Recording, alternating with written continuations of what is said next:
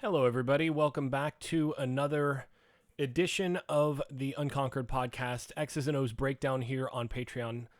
And we're going to be taking a look today at some RPO stuff that Norvell does. This is going to be a pretty quick one, but took some doing to put together some of the clips here and get all this broken down. So yeah, hopefully this is useful for everybody. But this is one of the things that Norvell really pulled from Gus Malzahn, and this is a central part. We looked at four verts as the core in an earlier video. We looked at four verts as a core pass concept for Norvell's offense. He's going to challenge you down the field with four vertical threats all the time, and his particular way of teaching it makes it very difficult to defend as well, or more difficult than usual.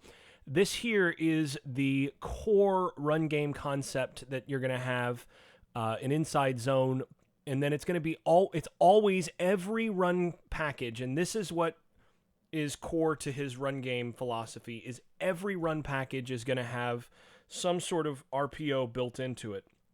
So the quarterback always has an option to pull and throw the ball down the field or on some sort of screen on every run call in their offense.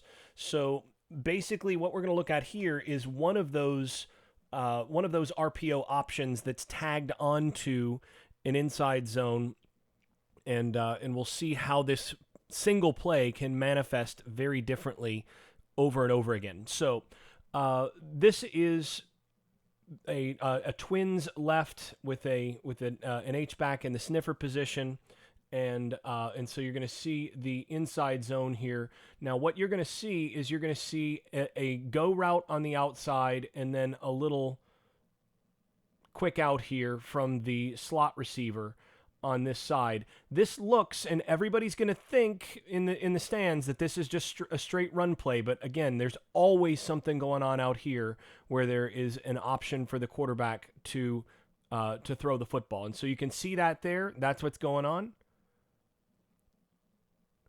And since there's always a chance that the receivers could be targeted, these guys are going to run hard, and that gets the defensive backs out of the way in terms of run support. These guys have to all play honest, which means that you're playing against a shallower box or smaller box. Now, this is not something that Florida State has never done before. I mean, Jimbo Fisher used some of these types of RPOs, even though a lot of people criticize Jimbo for not using RPOs.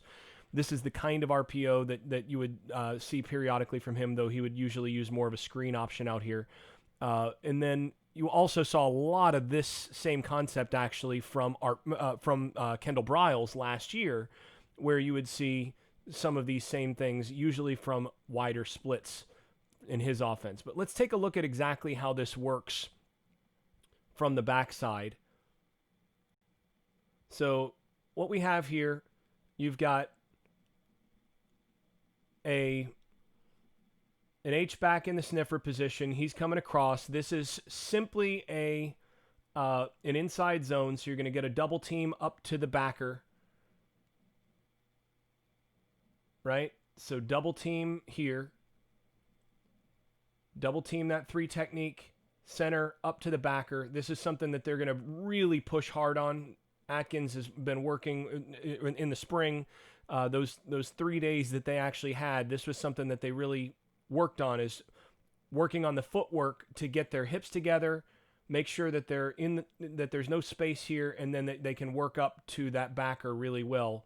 And you can see that these guys at Memphis, they were well coached, they were well schooled up front, and they handled their business. They were very physical offensive line. That's something that Norvell really puts emphasis on.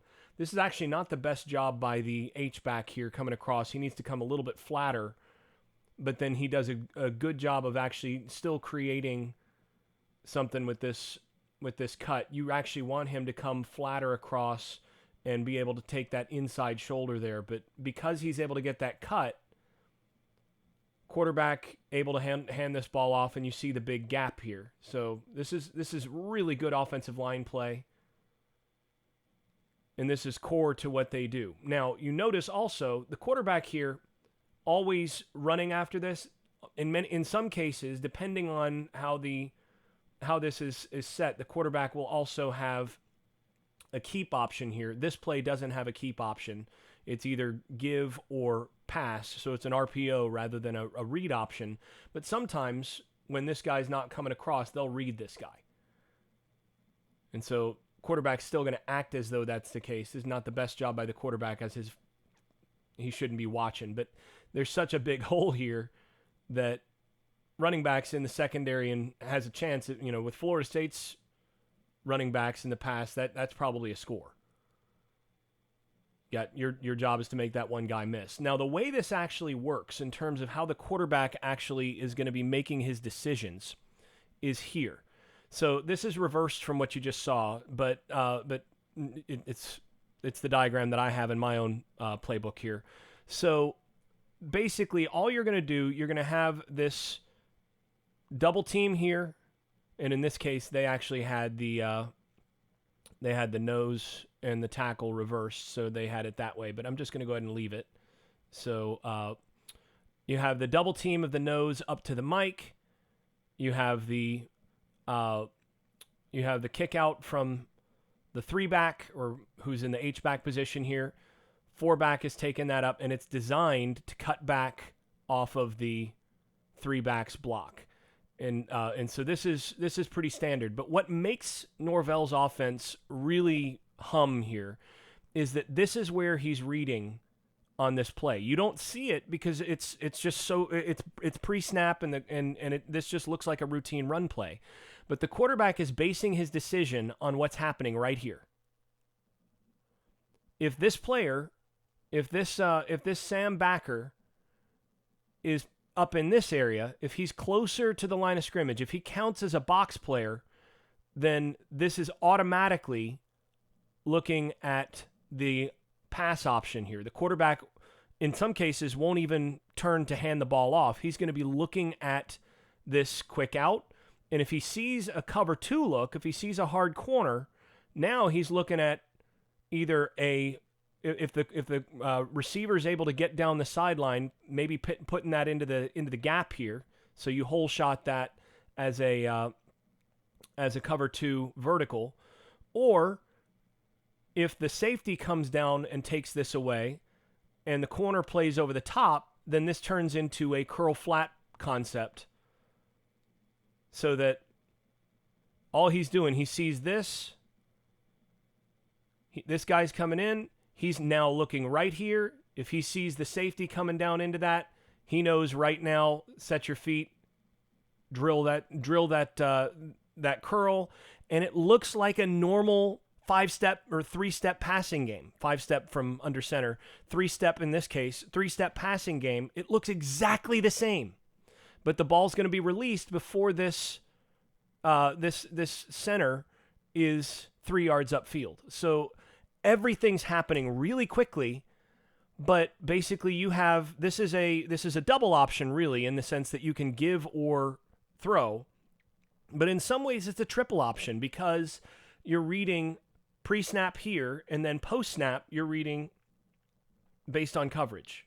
So we're going to take a look at some differences here, at some other examples of exactly how this works. Oh, and by the way, there's also a second read here, that if this safety comes down and does this, now quarterback might call, tell the offensive line, they'll have a keyword. This is how it works in Malzahn's offense.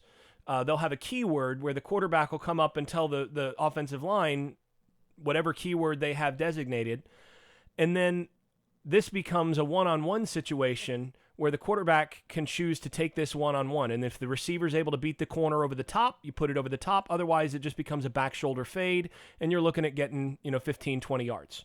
So really simple. This is good football. Why is that? There we go. Got to get it back to how I wanted it. All right. So now we're going to go ahead and take a look at how this actually plays out when they give you a pass look instead of a run look. So let's go ahead and get that straight. All right, good. See all my activity here. There. All right, so now what we're going to do, we're going to take a look at the at some examples where this goes from the double RPO. And by the way, you can see this is the guy that's being read. So you see he's over the slot here. He's definitely favoring the pass. You have a safety over here. You have 3/2. You've got a 6-man box. This is an easy run look. Safety's in the middle of the field, but he's in position to take that vertical. Easy run look. This is a handoff all the way. But in other cases, you might have, and sorry about that, in other cases, you might have something like this. Same look, but now you'll notice, watch what happens pre-snap. Quarterback is checking. They're in a 3-3, so they're having, this guy here counts actually as part of the front. This is the guy that he's going to be reading. Actually, he counts as a front. So because they're in a, it's a 3-4 set. This guy is closer. So this is the guy that they're reading right here. He's not over the slot. He is favoring. He's apexed, and he's leaning in toward the line of scrimmage. And then he sees this as a potential blitz look. This is an easy decision for the quarterback. He sees that safety rolling as well, which means that you're going to get a one-on-one. This is an easy decision now.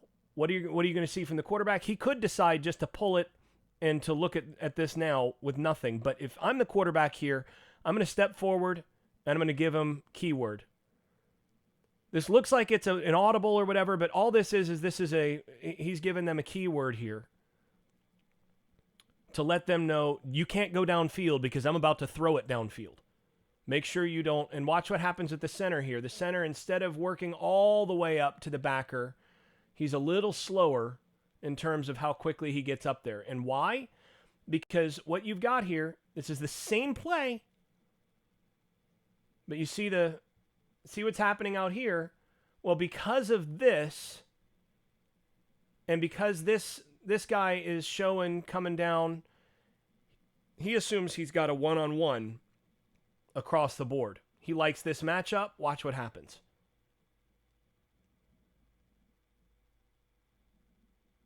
Turns out that they rotate to a cover 2 look here. Corner sits on the out. So what does he do? He hole shots this. And that's a touchdown. That's a deep ball touchdown on your standard inside zone run play. This is what makes Malzahn's offense, this is one of the things that makes Norvell's offense. Again, he got a lot of this from Gus Malzahn, and then he's tweaked it significantly. But this is what makes Norvell's offense so difficult to defend, is this is perfectly legal. He's not busted his butt to get all the way upfield. He's still going to block it, but there is a chance, they know, up front that could go downfield. So don't get upfield too early, and then it gets downfield, and that's an easy touchdown. We're going to look at another example here as well. Let's do one more. All right. So now we're looking at, again, the same basic thing. Only difference is now you have an attached tight end instead of an H-back. So instead of this being a split zone, this is going to work a little bit differently in terms of the he's just going to, instead of coming across here, he's going to block the end that he would have anyway. So it's exactly the same play. It's just out of a slightly different formation. Tray formation here.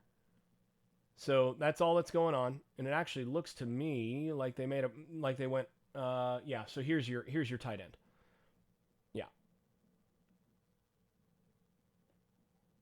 And because they match up with 6 in the box, he actually doesn't have anybody that he has to kick out here. So he's actually going to release into the pattern. So you're going to have a quick out, a go, a quick out, and a go across the board. Again, who are you reading? You're reading here. And then if you're going to release here, you're going to read here.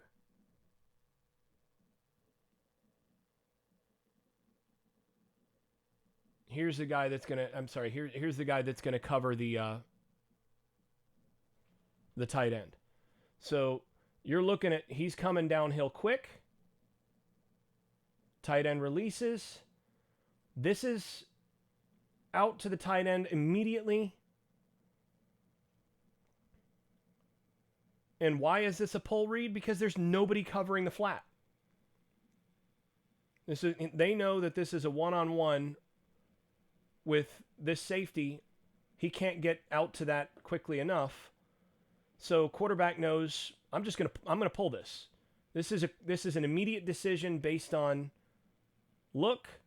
This is really simple football. It's not hard on the quarterback to make this decision. He sees he's going to have a downhill backer. He sees he's got the one-on-one here. I'm going to pull this.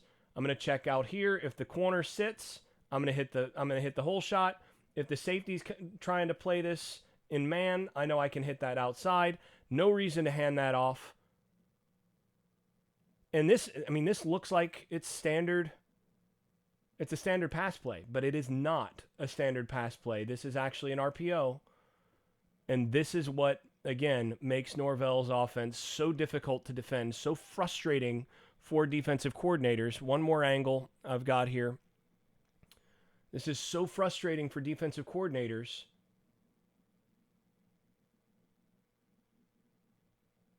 because you're in the perfect run call. You know that they're running inside zone. You happen to fire that backer right there. That should be a tackle for loss.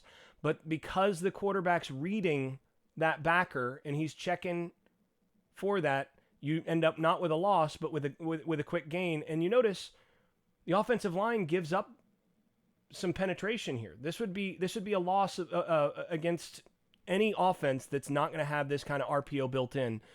This is, again, what makes Norvell's offense really special is that they have a read of these adjuster players on defense, of the players that are potentially in conflict on every play. It puts a lot on the quarterback, but once the quarterback learns the basic rules, it's pretty straightforward. You can make quick decisions, and the defense is always wrong. It's basic option football, and this is going to be really interesting to see with Florida State's athletes.